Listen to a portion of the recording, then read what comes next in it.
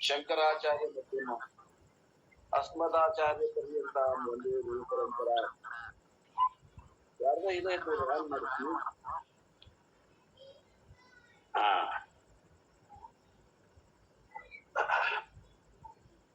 ನಾವು ಭಗವದ್ಗೀತೆಯ 13ನೇ ಅಧ್ಯಾಯದಲ್ಲಿ ಇವತ್ತಿನ ದಿವಸ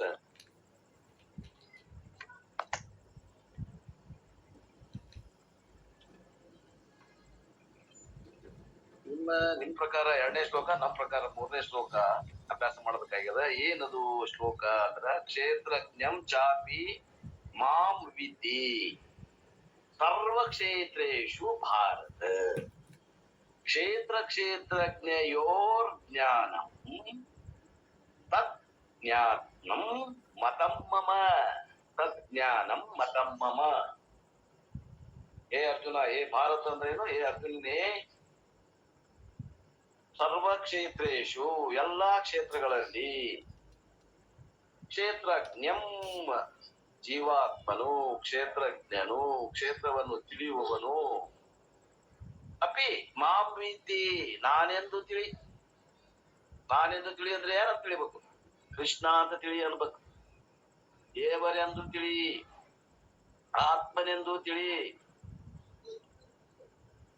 ಮತ್ತು ನೋಡ್ರಿ, ಯಾರಿಗೆ ದೇವರು ಗೊತ್ತಿಲ್ಲ, ನಿಜವಾದ ದೇವರು ಇದ ಬಹಳ ಮಂದಿಗೆ ಕೇಳಿ ಹೇಳ್ತೀನಿ. ಚಾರ್ಧಾಮಕ್ಕೆ ಹೋಗ್ತಾರು, ತಿರುಪತಿಗೆ ಹೋಗ್ತಾರು, ಎಲ್ಲಮ್ಮನ ಗುಡ್ಡಕ್ಕೆ ಹೋಗ್ತಾರು. ಓಹೋ, ನಾವಲ್ಲೇ ಸಮುದ್ರ ದಂಡಿಗೆ ಹೋಗ್ತಾರ, ನದಿ ವನಗಳಲ್ಲಿ ತಿರುಗಾಡ್ತಾರ ದೇವ್ರನ್ನ ಕಾಣಾಕ. ಭಗವಂತ ಎಷ್ಟು ಸರಳ ಹೇಳ, ಕ್ಷೇತ್ರಜ್ಞಂ ಚಾಪಿ ಮಾಂ ವಿದ್ಧಿ. ಮಾಂ ಅಂದ್ರೆ ಏನು? ನಾನೆಂದು ತಿಳಿ ಅಂತ ಹೇಳ್ತಾನ ಭಗವಂತ. ನಾನು ಏನು? ಈ ಕ್ಷೇತ್ರ, ಈ ದೇಹದಲ್ಲಿ ದೇಹಿ ಅದನಲ್ಲ, ಅವನೇ ನಾನು ಅಂತ ಹೇಳ್ತಾನ ಭಗವಂತ. ಇದೇ ಪ್ರಮಾಣ. ಲಿಖಿತ ಹೆಚ್ಚಿಗೆ ಯಾವ ಪ್ರಮಾಣ ಬೇಕ್ರಿ? ಎಲ್ಲ ಕ್ಷೇತ್ರಗಳಲ್ಲಿ ಕ್ಷೇತ್ರಜ್ಞ ಅಥವಾ ಜೀವಾತ್ಮನ ಏನದಾನ, ಅವಂಗ ನಾನೆಂದು ತಿಳಿ. ಅವ ಕೃಷ್ಣ ಅಂತ ತಿಳ್ಕೊಬೇಕು. ಕ್ಷೇತ್ರಜ್ಞಯೋರ್ ಜ್ಞಾನಂ ಅಂದ್ರ ಕ್ಷೇತ್ರ ಮತ್ತು ಕ್ಷೇತ್ರಜ್ಞ ಅಂದ್ರ ಒಂದು ಪ್ರಕೃತಿ, ಒಂದು ಪುರುಷ. ಕ್ಷೇತ್ರಜ್ಞ ಅಂದ್ರ ಪುರುಷ, ಕ್ಷೇತ್ರ ಅಂದ್ರ ಪ್ರಕೃತಿ. ಕ್ಷೇತ್ರ ಅಂದ್ರ ಶರೀರ, ಮನಸ್ಸು, ಬುದ್ಧಿ, ಇವೆಲ್ಲ ಕ್ಷೇತ್ರ. ಆ ಕ್ಷೇತ್ರವನ್ನ ತಿಳಿಯುವವ ಪುರುಷ.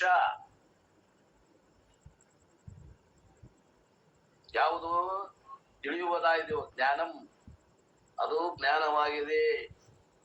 ಇತಿ ಮಮ ಮತಂ, ಇದು ನನ್ನ ಮತವಾಗಿದೆ. ಇದು ವೇದಾಂತ ಮತವಾಗಿದೆ. ಇದು ಕೃಷ್ಣನ ಮತವಾಗಿದೆ. ಇದು ಶಂಕರರ ಮತವಾಗಿದೆ. ಇದು ಸಿದ್ಧಾರೂಢರ ಮತವಾಗಿದೆ. ಇದು ವೇದಾಂತಿಗಳ ಮತವಾಗಿದೆ.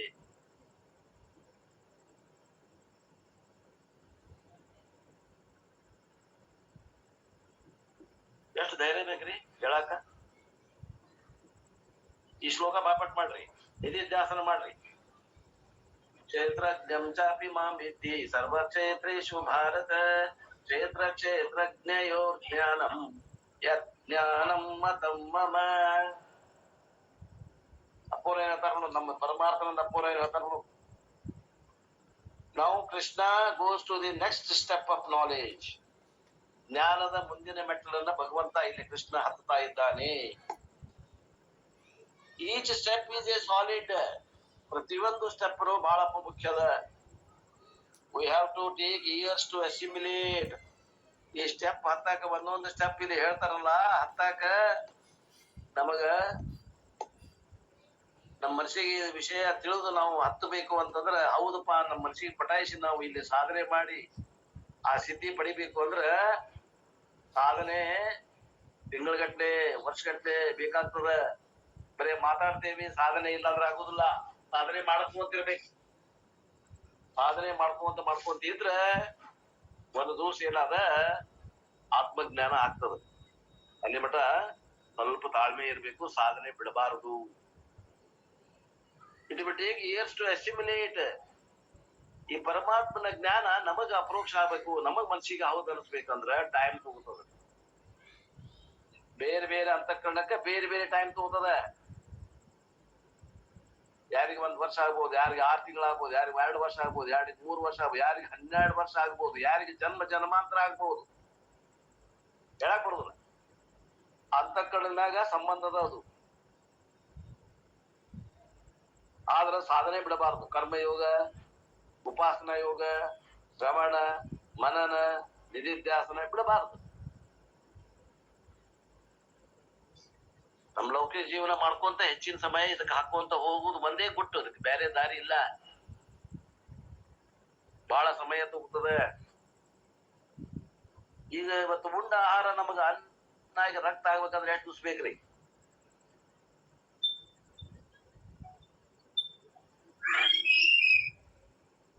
ನಮ್ಮ ಉಂಡ ಅನ್ನ ಆಗ್ಬೇಕಾದ್ರೆ ಎಷ್ಟು ದಿವ್ಸ ಬೇಕು?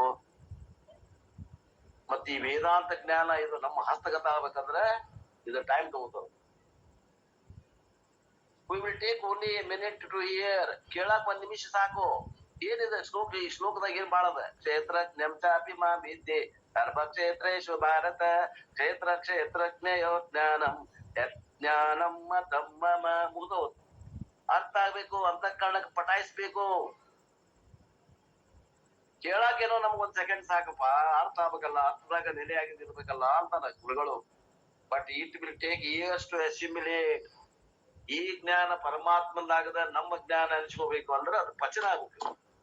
ಈ ಮಾತು ನಮ್ಗ ಅದನ್ನ ಅರಿಗಿಸ್ಕೋಬೇಕು, ಅದನ್ನ ನಮ್ಮ ರಕ್ತಗತ ಮಾಡ್ಕೋಬೇಕು ಅನ್ನೋದಕ್ಕೆ ಅಸಿಮಿಲೇಷನ್ ಅಂತಾರ. ಈ ವಿದ್ಯೆಯನ್ನು ನಮ್ಮ ವಿದ್ಯೆಯನ್ನಾಗಿ ಮಾಡ್ಬೇಕು. ಹಿಂಗ ಹೇಳ್ತೈತೆ ಭಗವದ್ಗೀತಾ. ಅಲ್ಲ, ಭಗವದ್ಗೀತಾ ಹೇಳಿದ್ರೆ ನಾ ಒಪ್ತೇನೆ, ನನ್ನ ಮನಸ್ಸಿಗೂ ಹೌದ್ ಹೌದ್ ಅನಿಸ್ಬೇಕು. ಅದಕ್ಕಂತಾರ ಅಸಿಮಿಲೇಷನ್ ಇಂಗ್ಲಿಷ್ನಾಗ. ಅದಕ್ಕಂತಾರ ಕನ್ನಡದಾಗ ರಕ್ತಗತ ಆಗ್ಬೇಕು ಆ ಜ್ಞಾನ. ಅದಕ್ಕ ಟೈಮ್ ತಗೋತದ. What are the steps we have seen till now? ಹೆಂಗ ಹಂತ ಹಂತವಾಗಿ ಒಬ್ಬ ಸಾಧಕ ಬೆಳಿತಾನ ಅಂತ ನೋಡಿದ್ವಿ. ಹೇಳ್ತಾರ, ಇನ್ನೊಮ್ಮೆ ಕೇಳ್ರಿ. ನಮ್ಗಂತೂ ಕೇಳಿ ಏನು ಹೇಳಕ ಬರೋದಿಲ್ಲ, ಬಾಯೇ ಬಿಡುದಿಲ್ಲ ನಾವು. ಮಂಗಳಾರತಿ ಹೇಳಕ ಬಾಯಿ ಇಲ್ಲ ನಮಗ. ಇನ್ನು ನೀನ್ ಕೇಳಿದ್ ಇವತ್ತು ಹೇಳಿದ್ರೆ ಏನ್ ಹೇಳ್ತಾರ? ಏನು ಹೇಳಲ್ಲ.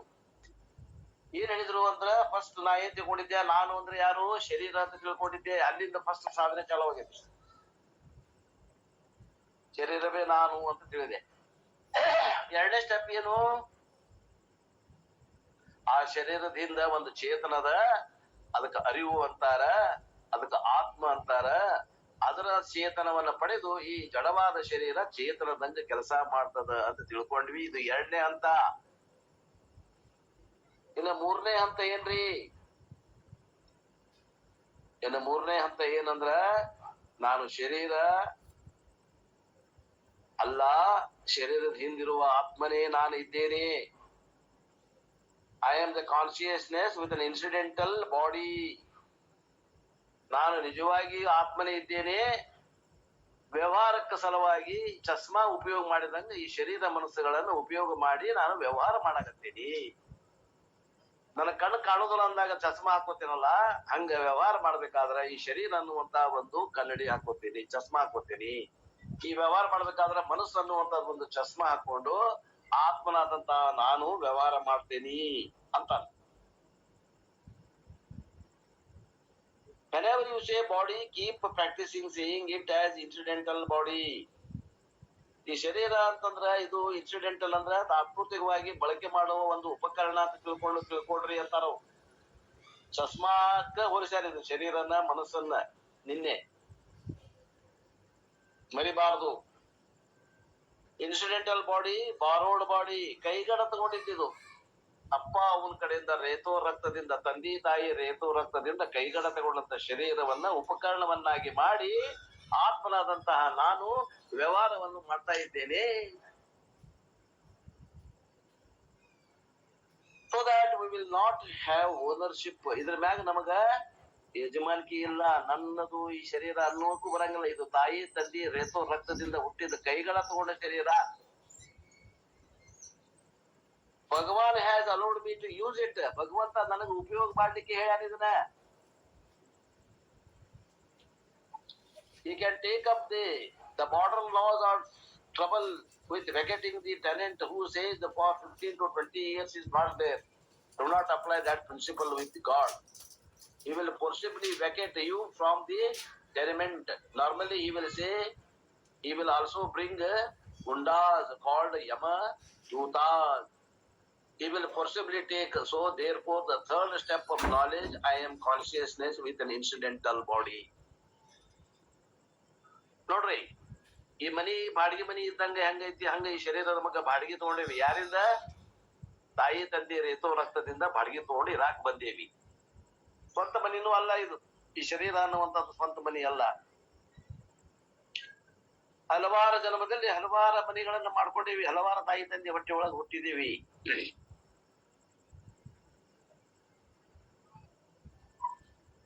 ಇದು ಮನಿ ಯಾರ್ದು ಅಂದ್ರೆ ಭಗವಂತನ ಮನಿ. ಭಗವಂತ ಇದನ್ನ ಮನಿ ಬಿಡಿಸ್ಬೇಕಂದ್ರೆ ಬಾಳ ಹೊತ್ತಾಗೋದಿಲ್ಲ. ನೀವು ಬಿಡುದಿಲ್ಲ ಅಂದ್ರ ಗುಂಡಾ ಮಂದಿ ಕರೆಸ್ತಾನಂತವ. ಯಾರು? ಭಗವಂತ. ಯಾರ್ರೀ? ಈ ಯಮದೂತರೇ ಗುಂಡಾಗಳು.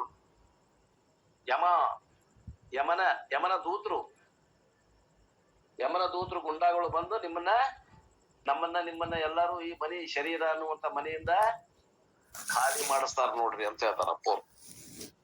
ಆದ್ದರಿಂದ ನಮ್ಮ ಜ್ಞಾನದ 3ನೇ ಮೆಟ್ಟಲು ಏನು ಅಂದ್ರ, ನಾನು ಶರೀರ ಅಲ್ಲ, ಶರೀರದ ಹಿಂದಿರುವ ಆತ್ಮ. ಈ ಶರೀರ ಹೆಂಗ ಅದ ಅಂದ್ರ, ನನ್ನ ಹೆಂಗ ಓದ್ಬೇಕಾದ್ರೆ ಕಣ್ಣು ಕಾಣದೇ ಇದ್ದಾಗ ಚಸ್ಮಾ ಹಾಕೊಂಡ್ ನೋಡಿ ಹೆಂಗ್ ಓದ್ತೇನೋ ಹಂಗ ಲೌಕಿಕ ವ್ಯವಹಾರಗಳನ್ನ ಮಾಡ್ಲಿಕ್ಕೆ ಈ ಶರೀರ ಅನ್ನುವಂತ ಉಪಕರಣವನ್ನ ಉಪಯೋಗಿಸ್ತೇನಿ. ನಾನು ನಿಜವಾಗಿ ಶರೀರ ಅಲ್ಲ, ಇದು ಉಪಕರಣ.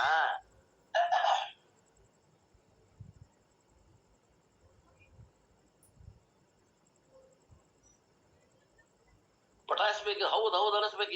ಹೇಳುವತ್ನಾಗ ಈ ಮಾತಿಗೆ ಏನೋ ಬೇರೆ ಲೋಕದ ಸುದ್ದಿ ಹೇಳಾಕತ್ತಾರ ಅನಿಸ್ಬಾರ್ದು. ನಮ್ದ ಸುದ್ದಿ ಹೇಳಾಕತ್ತಾರ, ಈ ಶರೀರದ ಸುದ್ದಿ ಹೇಳಾಕತ್ತಾರ ಪೂರ್ವ ಅಂತ ನಮಗ ಅನಿಸ್ಬೇಕು. ಪೇಪರ್ನಾಗ ಸುದ್ದಿ ಅಲ್ರಿ, ಇದು ನಮ್ ಸುದ್ದಿ. ನಾವೇನದೇವಿ ತಿಳ್ಕೊಂಡೇವಿ ನಮ್ ಬಗ್ಗೆ, ನಮ್ ಸುದ್ದಿ ನೋಡ್ರಿ. ಪೇಪರ್ನಾಗ ಬರೋ ಸುದ್ದಿ ಅಲ್ಲ ಇದು. ಇಷ್ಟ ಹೇಳಿದ ಮ್ಯಾಗ ಈ 4ನೇ ಹಂತದ ಸಾಧನೆ ಹೇಳ್ತಾರ ನೋಡ್ರಿ. Now we are going to the 4th step. Very important step, ಬಹಳ ಮುಖ್ಯವಾದಂತ ಸ್ಟೆಪ್ ಹೇಳ್ತಾರೆ. ಏನದು ಸ್ಟೆಪ್ 4ನೇದು? I have now known and hopefully assimilated that I am the consciousness behind this body. ನನಗೀಗ ಪಕ್ಕಾ ಜ್ಞಾನ ಆಗ್ಯದ. ಏನು? ನಾನು ಈ ಶರೀರ ಅಲ್ಲ, ಈ ಶರೀರ ಅನ್ನುವಂತ ಉಪಕರಣದ ಹಿಂದಿರುವಂತ ಆತ್ಮನೇ ನಾನು ಅದೇನಿ ಅನ್ನುವಂಥದ್ದು ಪಕ್ಕಾ ಜ್ಞಾನ ಆಗೈತಿ. So body is A container. ಈಗ ಏನದ ಇದು ಬಾಡಿ ಅನ್ನುವಂಥದ್ದು ಒಂದು ಡಬರಿ, ಒಂದು ಕಂಟೈನರ್, ಒಂದು ವೆಸಲ್, ಒಂದು ಡಬರಿ ಇದ್ದಂಗೆ. ಆ ಡಬರಿ ಒಳಗಿರುವಂತ ವಸ್ತು ಏನದ ಕಂಟೆಂಟ್, ಅದು ನಾನು ಡಬರಿ ಅಲ್ಲ, ಡಬರಿ ಒಳಗಿರುವಂತ ವಿಷಯ ಏನೈತಲ್ಲ ವಸ್ತು, ಅದು ನಾನು. ಅಂದ್ರೆ ಈ ಶರೀರ ಅನ್ನುವಂಥದ್ದು ಒಂದು ಕೊಡ ಐತಿ. ಈ ಕೊಡ ನಾನಲ್ಲ, ಕೊಡದಾಗಿರುವಂತ ಚೇತನ ಐತಲ್ಲ ಅದು ನಾನು. ಈ ಶರೀರ ಎಂಬ ಕೊಡದಲ್ಲಿರುವಂತ ಚೇತನವೇ ನಾನು. ಈ ಕೊಡದಲ್ಲಿ ಬಾಡಿಗೆ ಕೊಟ್ಟದೇನಿ. ನಾನು ಹೆಂಗದೀನಿ ಅಂದ್ರೆ ಯಾರಿಗೂ ಕಾಣುದಿಲ್ಲ. ಇನ್ವಿಸಿಬಲ್ ಅರಿವು ಸ್ವರೂಪ ಅದೀನಿ, ನಾ ಯಾರಿಗೂ ಕಾಣುದು. ಇಷ್ಟು ನಮ್ಗೆ ಜ್ಞಾನ ಆಗ್ಬೇಕು. ಒಂದು ಹಂತವಾಗಿ ಹೇಳಕತ್ತಾರ, ನಿಧಿಧ್ಯಾಸನ ಮಾಡಾಕ ಹೇಳಕತ್ತಾರ. ಕೇಳಿ ಬಿಡಾಕಲ್ರಿ ಇದು. ಎಷ್ಟು ಮಂದಿ ನಿಧಿಧ್ಯಾಸನ ಮಾಡಾಕತ್ತೀವಿ ನಾವು? ಕೈ ಎತ್ತಿರಿ 1 ಮಿನಿಟ್. ದಿವಸ ಹೇಳಿದ್ದನ್ನ ಬರ್ಕೊಂಡು ನಿಧಿಧ್ಯಾಸನ ಮಾಡೋರು ಎಷ್ಟು ಜನ ಆಗ್ತಾರೆ ಇದ್ರಾಗ?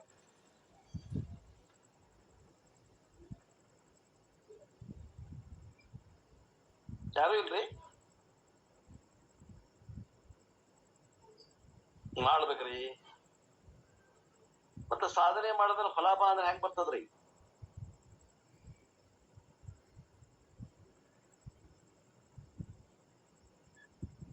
ಇವನ್ನೆಲ್ಲ ನಿಧಿಧ್ಯಾಸನ ಮಾಡುವಂತ ಇದೇನ್ ಥೀಮ್ ಐತಲ್ಲ, ಈ ಥೀಮ್ ನೀವು ತಲೆಯಾಗಿ ಇಟ್ಕೊಂಡು ಆ ರೀತಿ ವಿಚಾರ ಮಾಡ್ಕೊಂತ ಹೋಗ್ಬೇಕು. ಹೆಂಗ ನಾವು ವಿಚಾರ ಮಾಡ್ಬೇಕು ಅನ್ನೋದನ್ನ ಅವ್ರು ಹೇಳಾಗತ್ತಲ್ಲ. ಫ್ಲೋ ಆಫ್ ಥಾಟ್ ಹಿಂಗ ಇರ್ಬೇಕು ಅಂತ ಹೇಳಾಗತ್ತ.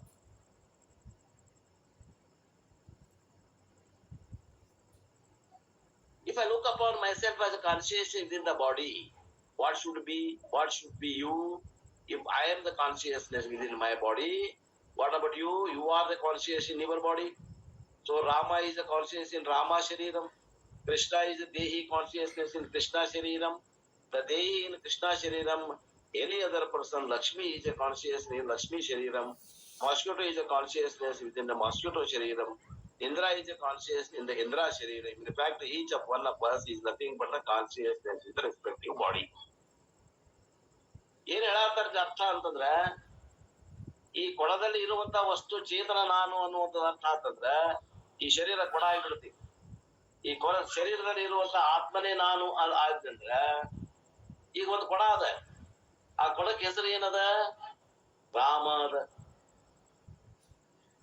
ಅಂದ್ರೆ ರಾಮ ಯಾರು? ಆ ಕೊಡನೋ ಏನು ಕೊಡದಾಗ ಇರುವಂತ ಚೇತನನು? ಆ ರಾಮನ ಶರೀರ ಅನ್ನುವಂತ ಕೊಡದಲ್ಲಿ ಇರುವಂತ ಚೇತನವೇ ರಾಮ. ಕೃಷ್ಣ ಅನ್ನುವಂತ ಶರೀರದಲ್ಲಿ ಶರೀರ ಕೊಡದಲ್ಲಿ ಇರುವಂತ ಚೇತನವೇ ಕೃಷ್ಣ. ಕೊಡ ಅಲ್ಲ, ಕೊಡ ಅಲ್ಲ, ಒಳಗಿರುವಂತ ಚೇತನವೇ ಲಕ್ಷ್ಮಿ ಅನ್ನುವಂತ ಶರೀರದಲ್ಲಿ ಇರುವ ಚೇತನವೇ ಏನು? ಲಕ್ಷ್ಮಿ. ಕೊಡ ಅಲ್ಲ. ತಿಳ್ಕೊಡ್ರಿ, ನಮ್ದು ದೃಷ್ಟಿಕೋನ ಬದಲಾವಣೆ ಆಗ್ಬೇಕೀಗ.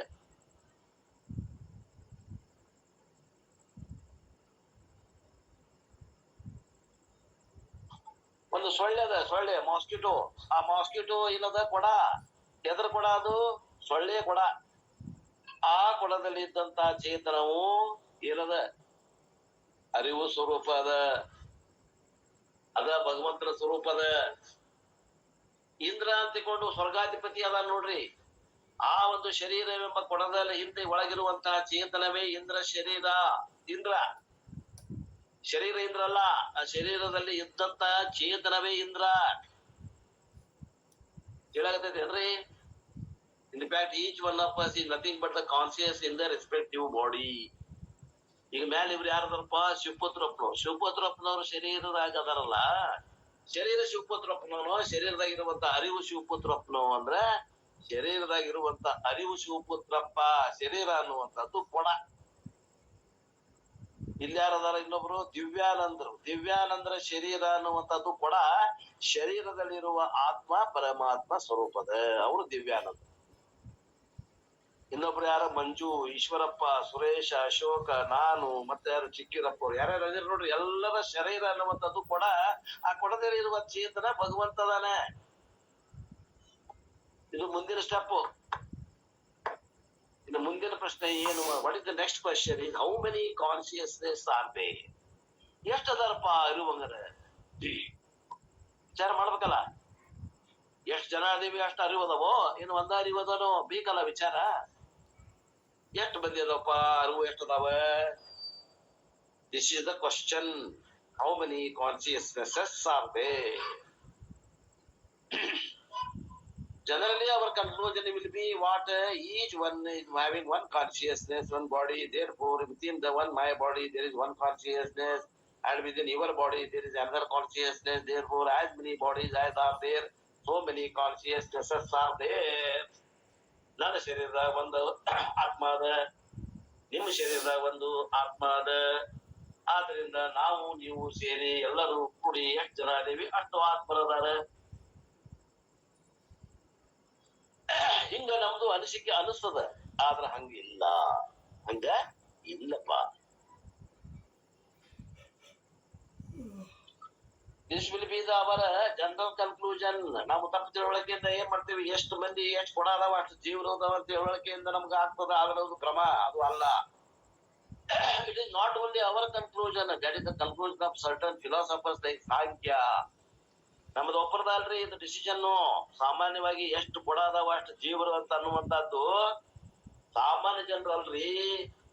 ಫಿಲಾಸಫರ್ಸ್ ಏನದ ಇದನ್ನ ವಿಚಾರ ಮಾಡಿ ನಿರ್ಣಯ ಮಾಡಕ್ ಏನ್ ಹೊಂಟಾರಲ್ಲ ಮತವಾದಿಗಳು, ನೈಯಾಯಿಕ, ವೈಶೇಷಿಕ, ನ್ಯಾಯ, ಇವರೆಲ್ಲರೂ ಏನ್ ಮಾಡ್ಯಾರ ಅಂದ್ರೆ ಎಷ್ಟು ಕೊಡ ಅದಾವು ಅಷ್ಟು ಶರೀರ ಅದಾವು, ಎಷ್ಟು ಶರೀರ ಅದಾವು ಅಷ್ಟು ಆತ್ಮ ಅದಾವ ಅಂತ ತಿಳ್ಕೊಂಡ್ಬಿಟ್ರು. ಅವ್ರಿಗೂ ಭ್ರಮ ಆಗೈತೆ ಅಂತ ನೋಡ್ರಿ. ಇನ್ನು ಉಳಿದವ್ರ ಮಾತೇನು? ಅದಕ್ಕೆ ದೇವರು ಭಗವಂತ ಕೃಷ್ಣ ರೂಪದಿಂದ ಬಂದು ಹೇಳ್ತಾನಂತ, you should note the difference. What is the difference? ಏನದ? The container bodies are many but the conscious within the same in every one. ನೋಡ್ರಿ, ಕೊಡ ಬೇರೆ ಬೇರೆ ಅದಾವ, ಕೊಡದಾಗ ಇರುವಂತ ವಸ್ತು ಒಂದ ಅದ. ಇದನ್ನ ಹೇಳ್ತಾನ ಕೃಷ್ಣ ಬಂದು. ಜಗದ್ಗುರು ಕೃಷ್ಣ, ಕೃಷ್ಣಂ ಒಂದೇ ಜಗದ್ಗುರು. ಕೃಷ್ಣ ಹೇಳ್ತಾನ ನೋಡ್ರಿ, ನೋಡಪ್ಪ ಕೊಡ ಹಲವದಾವ ಇಲ್ಲ ಅನ್ನಂಗಿಲ್ಲ. ಆ ಕೊಡದಾಗ ಇರುವಂತ ಆತ್ಮ ಮಾತ್ರ ಏನದ ಕಂಟೆಂಟ್, ಆ ಇರುವಂತ ಮೂಲ ವಸ್ತು ಏನದ ಅದು ಒಂದ ಅದ.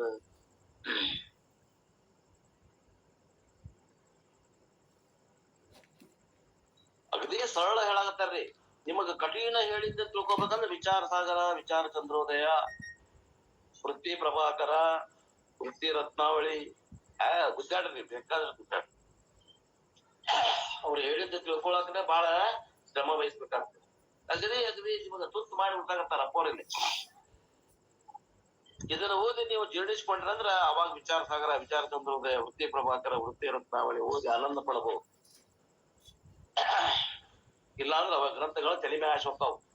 ಬಹಳ ಕಠಿಣ ಗ್ರಂಥಗಳು. ಅಭ್ಯಾಸ ಮಾಡ್ಬೇಕು. ಮೊದಲು ಇದನ್ನ ಮಾಡ್ರಿ, ಆಮ್ಯಾಗ ಅದನ್ನ ಮಾಡ್ರಿ. ಯಾವಾಗಲೂ ಮೊದಲು ಹಗರಿದ್ದನ್ನ ನೋಡ್ಕೋಬೇಕು, ಆಮ್ಯಾಗ ವಜ್ಜೆ ಇದ್ದಿದ್ದನ್ನ ಮಾಡ್ಬೇಕು. ಸರ್ ಕೊಡ ಅನೇಕ ಆದ್ರೂ ಮಣ್ಣು ಒಂದರಿ. ಈಗ ಮಣ್ಣಿಗೆ ಬಂದಿಲ್ಲ, ಒಳಗಿರುವಂತ ಕಂಟೆಂಟ್ ಆಕಾಶ. ಈಗ ಮಣ್ಣಿ ಕಡೆ ಹೋಗ್ಬೇಡ್ರಿ, ಆಕಾಶ ಕಡೆ ಬರ್ರಿ. ನಮ್ ಲಕ್ಷ್ಯ ಮಣ್ಣಿನ ಕಡೆನೇ ಐತಿ. ನಮ್ದು ಆಕಾಶ ಕಡೆ ದೃಷ್ಟಿ ಹೋಗ್ಬೇಕು, ಚೇತನ ಕಡೆ ದೃಷ್ಟಿ ಹೋಗ್ಬೇಕು. ನಮ್ದು ಜಡ ಪ್ರಕೃತಿ, ಜಡ ಶರೀರದ ಕಡೆ ದೃಷ್ಟಿ ಅದ ನಮ್ದು. ಅದು ಚೇಂಜ್ ಆಗ್ಬೇಕ, diversion ಆಗ್ಬೇಕಾಗಿದೆ.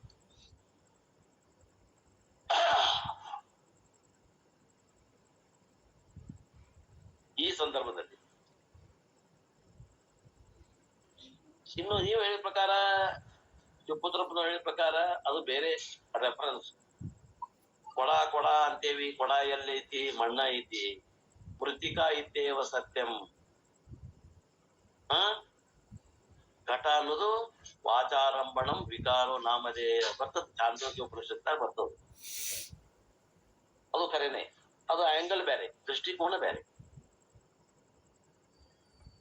The containers, the bodies are many, but the consciousness within the body is one and the same. The bodies are many, but the Dehi, the Kshetrajna, the Atma, the consciousness is same. ಅನೇಕ ಕೊಡಗಳದಾವ. ಆ ಕೊಡಗಳಲ್ಲಿರುವಂತ ಆಕಾಶ ಒಂದೇ ಹೆಂಗೈತೋ ಆ ರೀತಿ ಅನೇಕ ಶರೀರಗಳದಾವ. ಶರೀರದಲ್ಲಿ ಇರುವಂತ ಆತ್ಮತತ್ವ ಅನ್ನೋದು ಒಂದಾದ. ಅದಕ್ಕ ನಾವು ಕ್ಷೇತ್ರಜ್ಞ ಅಂತೇವಿ, ಅದಕ್ಕ ನಾವು ಆತ್ಮ ಅಂತೀವಿ, ಅದಕ್ಕ ಪರಮಾತ್ಮ ಅಂತೇವಿ, ಅದಕ್ಕ ಅರಿವು ಅಂತೇವಿ. ಅರಿವು We should also know that the consciousness is there in between the two bodies also. ಇದು ಮುಖ್ಯ. ಒಂದು ಶರೀರ ಇಲ್ಲದ, ಅದು ಎದುರಿಗೆ ಒಂದೊಂದು ಶರೀರ ಅದ. ಒಂದು ತಂದೆ ಮಗ ಇನ್ನು 2 ಶರೀರ ಅದಾವ. ಎದುರ ಬದ್ರ ಕುಂತಾರ. ಅವ್ರ ಒಳಗೂ ಆತ್ಮ ಅದ, ಅವ್ರ ನಡಕ ಗ್ಯಾಪ್ ಐತಲ್ಲ ಕೊಳ್ಳು, ಅಲ್ಲಿನೂ ಆತ್ಮ ಅದ, ಅಲ್ಲಿನೂ ಆತ್ಮ ಅದ. ಆತ್ಮ ವ್ಯಾಪಕ ಅದಲ್ಲ. The only thing is consciousness is recognizable in the body because life is manifest. ಶರೀರ ಇದ್ದಾಗ ಅಲ್ಲಿ ಅರಿವು ಗೊತ್ತಾಗ್ತದ, ಶರೀರ ಇಲ್ದಲ್ಲೇ ಅರಿವು ಇದ್ದಿದ್ದು ನಮ್ಗೆ ಗೊತ್ತಾಗೋದಿಲ್ಲ ಅಷ್ಟೇ. ಆದ್ರೆ ಅರಿವು ಇಲ್ಲ ಅಂತಲ್ಲ. 2 ಶರೀರಗಳ ಮಧ್ಯದಲ್ಲಿ ಅಲ್ಲಿ ಅರಿವು ಇಲ್ಲ ಅಂತಲ್ಲ, ಅರಿವು ಇದೆ. ಅಲ್ಲಿ ಗೊತ್ತಾಗಕ್ಕ ಉಪಾಧಿ ಶರೀರ ಇಲ್ಲ ಅಂತ. In between consciousness is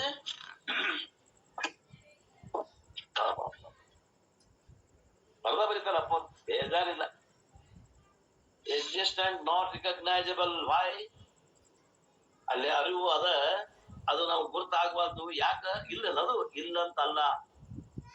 ಅಲ್ಲಿ ಯಾಕೆ ಗೊತ್ತಾಗಬಾರ್ದು ಅಂದ್ರ the bodies are there in between to manifest or recognize the consciousness. Like electricity is responsible in fan number 1. Recognizable means what not physically visible. I can appreciate the presence of electricity in fan number 1 and also in fan number 2, but in between through electric cable electricity is flowing. ಎದರ ಬದರ 2 fan ಹಚ್ಚಾರ. ಉದಾಹರಣೆ ಕೊಡ್ತಾರೆ. ಈ ಶರೀರ ತಂದೆ ಮಗನ ಶರೀರ ಹೇಳಿದ್ವಿ, ಅದು ತಿಳಿದವ್ರಿಗೆ ತಾಳಿಗಳು ಬಂದು ಹೇಳ್ತಾರ, 2 ಫ್ಯಾನ್ ಹಚ್ಚಿರಿ, ಕನೆಕ್ಷನ್ ಕೊಟ್ರಿ, ಆನ್ ಮಾಡಿರಿ, ಕರೆಂಟ್ ಆನ್ ಮಾಡಿರಿ, ಅದು ಫ್ಯಾನ್ ತಿರ್ಗಾಗತ್ತದ, ಇದು ಫ್ಯಾನ್ ತಿರ್ಗಾಗತ್ತ. 2 ಎದರ ಬದರ ಅದಾವ, ನಡಕ್ಕೆ ಗ್ಯಾಪ್ ಅದ, 2 ಫೂಟ್ ಗ್ಯಾಪ್ ಅದ. ಈಗ ಫ್ಯಾನ್ ತಿರ್ಗಾಗತ್ತದ, ಅಲ್ಲಿ ಅಷ್ಟ ಕರೆಂಟ್ ಐತಿ ಅಂತೀರೋ, ಆ ವೈರ್ನಾಗ ಅಷ್ಟ ಕರೆಂಟ್ ಐತಿ ಅಂತೀರೋ, ಅಥವಾ ಎರಡು ಫ್ಯಾನ್ ನಡಕನು ಕರೆಂಟ್ ಐತಿ ಅಂತೀರೋ? ಕರೆಂಟ್ ನೋಡ್ರಿ, ಆ ಕೇಬಲ್ ನಾಗ ಕರೆಂಟ್ ಐತಿಲ್ಲ? ಐತಿ. ಹಂಗಾರ ಕೇಬಲ್ ಹೆಂಗದ, ವ್ಯಾಪಕ ಅದ. ಅದು ಎಲೆಕ್ಟ್ರಿಕ್ ಕರೆಂಟ್ ವ್ಯಾಪಕ ಅದ, ಎಲ್ಲಾ ಕಡೆ ಐತಿ. ಆದ್ರೆ ಫ್ಯಾನ್ ನಾಗ ಗೋಚರ ಆಗತಿ, ಫ್ಯಾನ್ ಇರ್ತದೆ ಕಾಣೋದಿಲ್ಲ, ತಿರುಗುದು. ಫ್ರಿಜ್ ಇದ್ದಾಗ ತಂಪಾದು ಕಾಣ್ತೈತಿ, ಫ್ಯಾನ್ ಇದ್ದಾಗ ತಿರುಗುದು ಕಾಣ್ತೈತಿ, ವಾಷಿಂಗ್ ಮಷಿನ್ ಇದ್ದಾಗ ಬಟ್ಟೆ ಒಗದಿದ್ ಕಾಣ್ತೈತಿ. ಆದ್ರೆ ಕರೆಂಟ್ ಕಾಣೋದಿಲ್ಲ. ಹಂಗ ಚೇತನ ಕಾಣೋದಿಲ್ಲ. ಅದು ಶರೀರದಾಗ ವ್ಯಕ್ತ ಆದಾಗ, ಬಲ್ಬ್ನಾಗ ಕರೆಂಟ್ ಹೋದಾಗ ಅದು ಬೆಳಗ್ತೈತಿ, ಅವಾಗ ಅದು ಗೊತ್ತಾಗ್ತದ. ಆ ಕೇಬಲ್ ನಾಗ ಕರೆಂಟ್ ಇದ್ದಾಗ ಗೊತ್ತಾಗತ್ತೇನ್ರಿ? ಗೊತ್ತಾಗೋದಿಲ್ಲ. ಗೊತ್ತಾಗೋದಿಲ್ಲ ಅಂದ್ರೆ ಇಲ್ಲ, ಗೊತ್ತಾಗೋದಿಲ್ಲ ಅಂದ್ರೆ ಇಲ್ಲ ಅಂತೀರೇನು? ಐತಿ, ಇದ್ರೂ ಕೂಡ ಗೊತ್ತಾಗೋದಿಲ್ಲ. ಹಂಗ ನಾವು ಸತ್ತಾಗ ಗೊತ್ತಾಗೋದಿಲ್ಲ, ನಾವು ಅದೇವ ಅನ್ನೋದು ಗೊತ್ತಾಗೋದಿಲ್ಲ. ಆದ್ರೆ ಇಲ್ಲಂತಲ್ಲ, ಸತ್ತಾಗೂ ನಾವು ಅದೇವಿ, ಆತ್ಮ ಸ್ವರೂಪದಿಂದ ಅದೇವಿ, ದೇಹದಿಂದ ಇಲ್ಲ. ಹೋಗ್ತೇವೆ. I do not have any instrument to recognize electricity. ಆ ಎರಡು ಫ್ಯಾನ್ ನಡಕಿರುವಂತ ಕರೆಂಟ್ ನ ಐತಿ ಅನ್ನೋದು ನಮಗ್ ಗೊತ್ತಾಗಕ್ಕ ನಮ್ಮಲ್ಲಿ ಯಾವುದೂ ಸಾಧನ ಇಲ್ಲ, ಸಲಕರಣೆ ಇಲ್ಲ. ಯಾರೋ ಒಬ್ಬರು ತೀರ್ಕೊಂಡ್ರಪ್ಪ, ಅವ ಅದಾನಂತ ತೋರಿಸ್ಬೇಕು. ನಮ್ಮಲ್ಲಿ ಯಾವ್ದು ಸಲಕರಣೆ ಇಲ್ಲ, ಉಪಕರಣ ಇಲ್ಲ ಹೇಳಾಕ. ಅವ್ರು ಅದಾರಪ್ಪ ಅಂತ ಹೇಳಾಕ ನಮ್ಮಲ್ಲಿ ಉಪಕರಣ ಇಲ್ಲ ಅಂತ. ಇಲ್ಲ ಅಂತಲ್ಲ, ಅವ್ರು ಅದಾರ. ಹೆಂಗದಾರ ಅವರು? ಆತ್ಮ ಸ್ವರೂಪದಿಂದ ಅದಾರ.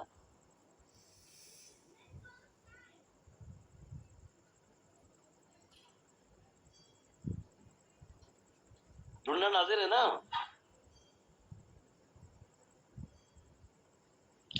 ಹೊರಗದೇನ್ ತಗೋರಿಪ್ಪ, ಹೊರಗದೇನ್ ನಾನು. ಹಾನ್ರಿಪ್ಪ, ಇದು ಯಾರ ಕಡೆ ಬುಕ್ ಅದ? ಒಂದು ಪ್ಯಾರ ಓದ್ತಿರೇನ್ ಯಾರ? Page number 6.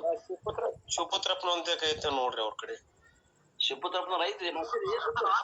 ಇಲ್ಲ ಸರ್, ನಾವ್ ಮಾಡ್ಸಲ್ಲ ಸರ್. ಇವ್ರ ಕಡೆ ಐತೇನೋ? ಯಾರ ಕಡೆ ಮಾಡ್ತಾರೆ? ದಿವ್ಯಾನಂದ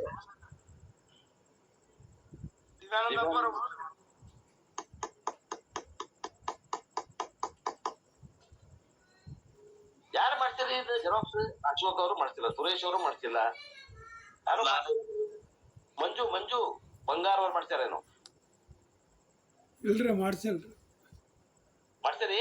ಇಲ್ಲ ರೀ. ಇಲ್ಲ.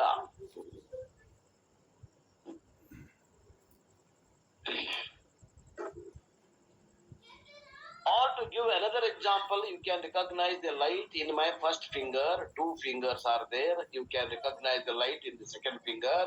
Through finger number 1 is visible, and though finger number 2 is visible, you recognize the light reflected in finger number 1 and also in finger number 2. Between 2 fingers, light is there or not? Light is there or not? Light is there or not? Here also doubt comes. It appears as though the light I am talking about, bulb, is as though not there. But remember, the light principle, Prakasha, is in between and also not recognized because there is no object to reflect. Suppose a finger, eye finger, keep a finger. If one finger, keep a finger between the 2 fingers along with the reflecting media, the finger you recognize and write. Above my head also light is there. The moment I keep my hand, you can recognize. When I take away the light above the head, you do not recognize. You recognize the light on the screen also. Now Vedanta says that consciousness pervades everywhere. Wherever bodies are there, consciousness is manifest as life principle. Wherever bodies are not there, consciousness is not manifest. And therefore there is only one all-pervading consciousness which is manifest in some places and which is unmanifest in some other places. Manifest or unmanifest consciousness sarva mutaha.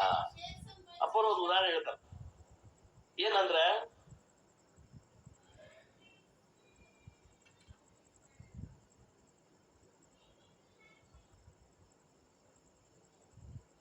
ಒಂದು ಬಲಗಾಯ ಅನ್ಪಟ್ಟು ಒಂದು ಎಡಗಾಯ ಅನ್ಪಟ್ಟು light ಮುಂದ್ ಹಿಡೀರಿ, ಅವು 2 ಬೆಳಕು ಕಾಣ್ತಾವ.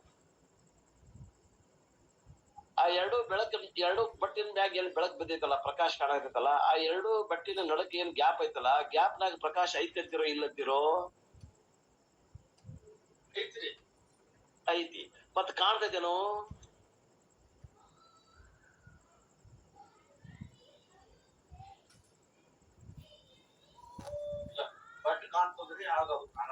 ಕಾಣಿಸಿದ್ದೆ ಕಾಣುದಿಲ್ಲ ಅಂದಾಗ ಇನ್ನೊಂದು ಯಾವ್ದೋ book ತಗೊಂಬಂದ ಎರಡು ಬಟ್ಟೆ ನಡಕಿಡ್ರಿ ಅವಾಗ ಕಾಣ್ತತಿಲ್ಲೋ.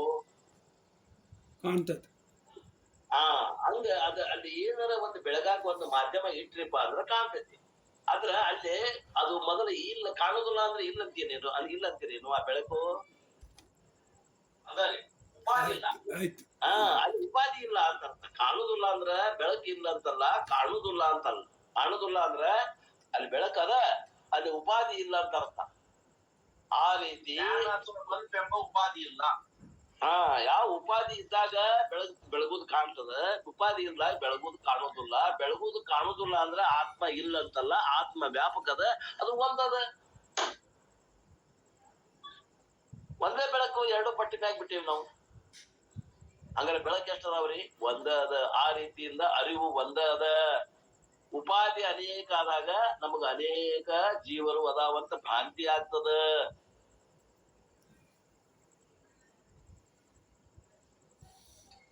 ಆದ್ದರಿಂದ ವೇದಾಂತದ ಡಂಗುರ ಏನಂದ್ರ ಆತ್ಮ ಒಬ್ಬನೇ, ಉಪಾಧಿಗಳು ಅನೇಕ, ಜೀವನಗಳು ಅನೇಕ, ಉಪಾಧಿಗಳು ಅನೇಕ. This is it, the challenge of the science also. What is consciousness and where is the consciousness? Vedanta gives the answer. Consciousness is different from matter and pervades all over. Matter is only the medium for the expression of consciousness. When matter goes away, consciousness doesn't die, but it expression dies. Okay? ಅಂತಾರೆ ಇದು ವಿಜ್ಞಾನಕ್ಕೂ challenge ಆಗ್ಯದ ಆತ್ಮತತ್ವ. ಯಾಕ? ಅದು ಇಲ್ಲದಿರುವಿಕೆ ಅನ್ನುವಂಥದ್ದು ಇಲ್ಲವೇ ಇಲ್ಲ. ಉಪಾಧಿ ಇದ್ದಾಗ ತೋರ್ತದ, ಉಪಾಧಿ ಇಲ್ಲದಾಗ ಇಲ್ಲಂಗಾಗಿ ತೋರ್ತದ. ಆದ್ರೂ ಕೂಡ ಇಲ್ಲಂತಲ್ಲ, ಅದು ತೋರುದಿಲ್ಲಪ್ಪ. ಆತ್ಮ ಅಂದ್ರೆ ಇಲ್ಲಂತಲ್ಲ, ಅಲ್ಲಿ ಯಾವುದು ಉಪಾಧಿ ಇಲ್ಲ ಅಂತ ಅರ್ಥ ಅಷ್ಟ ಹೊರತು ವ್ಯಾಪಕವಾದ ಚೇತನ ಒಂದ ಅದ. ಅದೇ ರೀತಿ ಯಾವಾಗಲೂ ಈ ಮ್ಯಾಟರ್ ಅನ್ನೋದು ಇದ್ದಾಗ ಅದು ಪ್ರಕಾಶಮಾನ ಜೀವವನ್ನು ಕೊಡ್ತದ ಆ ಮ್ಯಾಟರ್ಗೆ ಆತ್ಮ. ಅಲ್ಲಿ ಮ್ಯಾಟರ್ ಇಲ್ಲ ಅಂತಂದ್ರ ಅವಾಗ ಅರಿವು ಸಾಯಂಗಿಲ್ಲ. ಆದ್ರ ಅರಿವು ಅದು ವ್ಯಕ್ತ ಆಗೋದಿಲ್ಲ. ವ್ಯಕ್ತ ಆಗೋದಿಲ್ಲ ಅಂದ್ರೆ ಇಲ್ಲ ಅಂತಲ್ಲ. ಅಷ್ಟು ಈ ಪ್ಯಾರಾಗ್ರಾಫ್ ಟ್ರಾನ್ಸ್ಲೇಷನ್ ಕನ್ನಡದಾಗ. ದೆನ್ ದ ನೆಕ್ಸ್ಟ್ ಸ್ಟೆಪ್, ಮುಂದಿನ ಸ್ಟೆಪ್ ಏನಂತ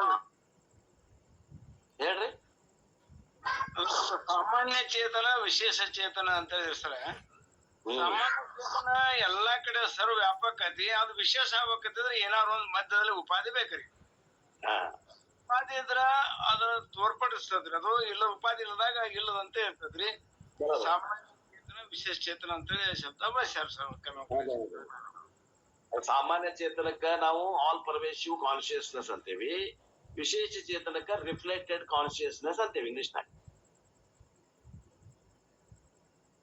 Then the next step is we have to go to understand this verse is, even though this consciousness is all pervading, this consciousness is known by two different names based on the angle from which you look at the consciousness. Just like one member of the family is known by different names based on the angle from which the person is seeing. Your own child will call you parent, whereas your own parents will call you, where your own parents will call you parent, they will call you child. They will not call you parent, they will call you child. So thus a person remaining the same, one person looks at this person as husband, another person as brother, another person as son, another person as father. Similarly, consciousness has two names based on the angle from which it is looked off. ಒಂದು ಉದಾಹರಣೆ ಕೊಡ್ತಾನ. ಒಬ್ಬ ಮನುಷ್ಯ ಅದಾನೀಗ, ನಾನು ಈಗ ನಮ್ಮ ಮನೆಯೊಳಗೆ ನಾನು ಈಗ ಮನುಷ್ಯ ಎಲ್ಲಪ್ಪ ನಾವ್ದ 72 ವಯಸ್ಸ. ಈಗ ನಾನು ನನ್ಗಿಂತ ದೊಡ್ಡವರು ನಮ್ಮ ಮನ್ಯಾಗ ನಮ್ಮ ಅಣ್ಣನ ಹೆಂಡತಿ ಅದ, ನಮ್ಮ ವೈನಿ ಅದಾರ. ಆ ವೈನಿ ಎದುರಿಗೆ ನಾನು ಮೈದ್ನ ಹಾಕೇನಿ, ನನ್ನ ಹೆಂಡತಿ ಎದುರಿಗೆ ನಾನು ಗಂಡ ಹಾಕೇನಿ, ನನ್ನ ಮಗನ ಎದುರಿಗೆ ನಾನು ತಂದೆ ಹಾಕೇನಿ, ನನ್ನ ಮೊಮ್ಮಗನ ಎದುರಿಗೆ ನಾನು ಅಜ್ಜ ಹಾಕೇನಿ, ನಮ್ ದುಂಡಪ್ಪನ ಎದುರಿಗೆ ನಾನು ಗೆಳೆಯ ಹಾಕೇನಿ. ಮತ್ ಇವೆಲ್ಲ ಹೆಸರು ಬಂದ್ವಲ್ಲ, ಒಬ್ಬವ್ ಬಂದವು, ಬೇರೆ ಬೇರೆ ಅವು ಬಂದವು. ಬೇರೆ ಬೇರೆ ದೃಷ್ಟಿಕೋನದಿಂದ ಹೆಸರು ಬೇರೆ ಬೇರೆ ಬರ್ತಾವ. ನಾವು ಒಬ್ಬನ ಅದೀನಿ. ಹಂಗ ಆತ್ಮ ಒಂದ ಅದ, ಬೇರೆ ಬೇರೆ ಹೆಸರು ಬಂದಾವ. ಶಿವಪುತ್ರ ಅಂತ ಒಬ್ಬರು ಅಂತಾರೆ, ದಿವ್ಯಾನಂದ್ ಅಂತ ಒಬ್ಬರು ಅಂತಾರೆ, ಮಂಜು ಅಂತ ಒಬ್ಬರು ಅಂತಾರೆ, ಈಶ್ವರಪ್ಪ, ಸುರೇಶ, ಅಶೋಕ, ಹಿಂಗ ಹೆಸರು ಬೇರೆ ಬೇರೆ ಬಂದಾವ್, ಬೇರೆ ಬೇರೆ ದೃಷ್ಟಿಕೋನದಿಂದ ಬಂದಾವು. ಮನುಷ್ಯ ಒಬ್ಬನೇ, ಆತ್ಮ ಒಳಗಿರುವ ಆತ್ಮ ಮಂದೇ. ಅದನ್ನ ಹೇಳಾಗತ್ತ. When the consciousness is looked upon from the standpoint of the single individual body, it is called Jivatma. ಈಗ ಕೇವಲ ಆ ಶರೀರದ ದೃಷ್ಟಿಯಿಂದ ಆ ಆತ್ಮನನ್ನ ನೋಡಿದಾಗ ಅದಕ್ಕೆ ಜೀವಾತ್ಮ ಅಂತ ಕರಿತೀವಿ. ಆತ್ಮ, the consciousness looked up from the standpoint of the individual body, making enlivening my body, my mind experiencing my surroundings as a conscious is called Jivatma. ಈ ಶರೀರ ಒಂದು ಶರೀರಕ್ಕೆ ಅಡಗೊಂಡಂತ ಆತ್ಮ ಏನೈತಲ್ಲ ಅದಕ್ಕೆ ಜೀವಾತ್ಮ ಅಂತ ಕರಿತೀವಿ. ಆ ಶರೀರಕ್ಕಷ್ಟ ಅಭಿಮಾನ ಮಾಡ್ತದ. ಒಂದು ಶರೀರಕ್ಕೆ ಅಭಿಮಾನ ಮಾಡುವಂತ ಆತ್ಮಕ್ಕ ಜೀವಾತ್ಮ ಅಂತ ಕರಿತೀವಿ. Whereas the very same consciousness looked from the standpoint of all the bodies, ಎಲ್ಲಾ ಶರೀರಗಳು ನನ್ನ ಶರೀರಗಳು ಅಂತ ತಿಳ್ಕೊಂಡಂತ ಮನುಷ್ಯನಿಗೆ ಅವಾಗ ಏನಾಗ್ತದೆ, ಎಲ್ಲಾ ಶರೀರಗಳು ನನ್ನ ಶರೀರಗಳು ಅಂತ ತಿಳಿದಾಗ, ಸಮಷ್ಟಿ ಶರೀರಗಳು ನಾನು ಅಂತ ತಿಳಿದಾಗ ಆ ಆತ್ಮಗೆ ನಾವ್ ಏನಂತೇವಿ, ಪರಮಾತ್ಮ ಅಂತೇವಿ. From the microscopic angle, the conscious is called Jivatma. Veshti Drishti Jivatma. From macro cosmic angle, Samashti Drishtya, it is called Paramatma. ಇರುವಂತ ಒಂದೇ ಆತ್ಮ. ಒಂದು ಶರೀರಕ್ಕೆ ನಾವು ಅದನ್ನ ಮಿತಿಗೊಳಿಸಿ ನಾವು ಕರೆದಿವಿ ಅಂದ್ರೆ ಜೀವಾತ್ಮ ಅಂತೀವಿ. ಎಲ್ಲ ಶರೀರಗಳಲ್ಲಿರುವಂತ ಆತ್ಮ ನಾನು ಅಂತ ಗುರುತಿಸಿದಾಗ ಒಂದು ಪರಮಾತ್ಮ.